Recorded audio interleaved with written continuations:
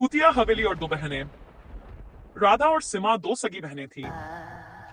उनकी नानी का एक पुराना घर गांव के बाहर एक सुनसान इलाके में था। नानी के गुजर जाने के बाद वे दोनों उस घर को देखने गई। गांव वालों ने उन्हें वहां ना जाने की सलाह दी, लेकिन वे नहीं मानी।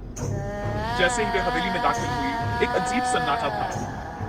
हर चीज पर धूल जमी थी और कोनों में मकड़ियों के जाले लगे थे। सीमा ने हंसते हुए कहा, यहाँ तो भूतों का घर लगता है। राधा ने उसे चुप रहने को कहा। रात होने पर वे दोनों एक ही कमरे में सो गई। आधी रात को अचानक दरवाजे पर जोर जोर से ठक ठक की आवाजें आने लगी।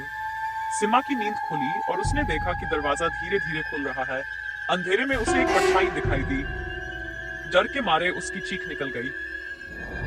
राधा जाग गई और लाइट जलाई, लेकिन वहां कोई नहीं था।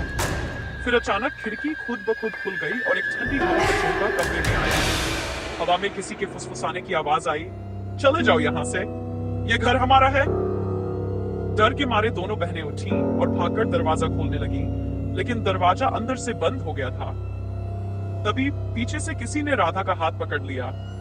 जब उसने मुड़कर देखा तो सफेद साड़ी में खून से सनी एक बुजुर्ग औरत खड़ी थी। उसकी आंखें जल रही थी। अगली सुबह गांव वालों ने हवेली का दरवाजा खुला पाया, लेकिन अंदर कोई नहीं था। राधा और सिमा कभी वापस नहीं आई और न ही उनका कोई सुराग मिला।